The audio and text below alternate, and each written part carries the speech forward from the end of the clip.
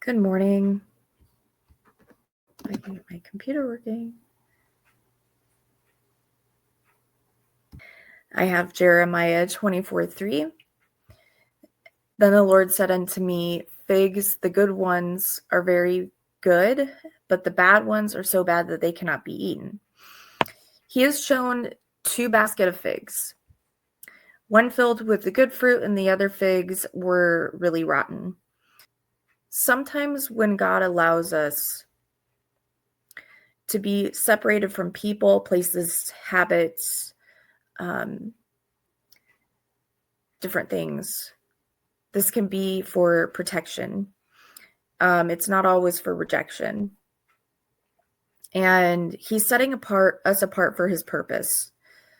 And your trials are not signs of abandonment, but this is also evidence that he's working behind the scenes and he's preparing us for a greater use. He's preparing us for us to get ready to do something greater. The good figs in the story represented people who were being carried into exile. And though they were taken far away from home, they were promised to be restored and built up. So circumstances may try to define you. People may try to mislabel you. And the enemy will try to condemn you. Sometimes the best fruit comes from the hardest seasons. Exile taught the people to depend on God, and our struggles teaches us dependence and endurance. What can feel like a loss is often God restoring us in our lives. And Jeremiah 24:6 says, I will bring them back to this land and I will build them up and not tear them down. I will plant them and not pluck them up. So whatever season you're in right now, the enemy will always target what is valuable to God. So, and he may use doubt and fear and discouragement and temptation, but he does that to convince us that our gifts don't matter, that God gives us. And that's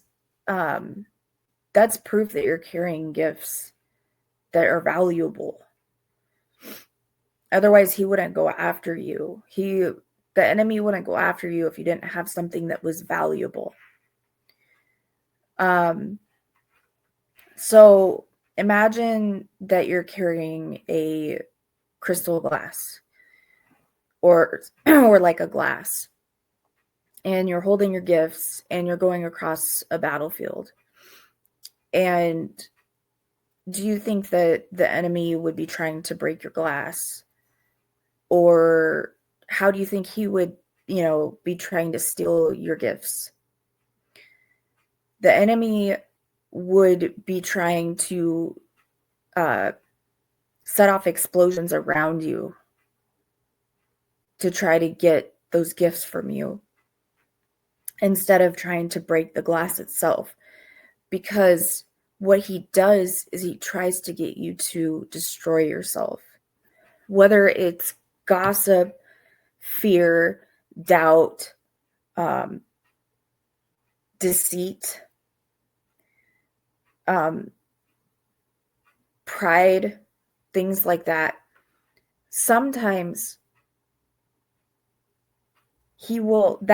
that's how he will try to make us destroy ourselves. And so by setting off the explosions around us, he tries to get us to fall. And that's the analogy I'm trying to describe.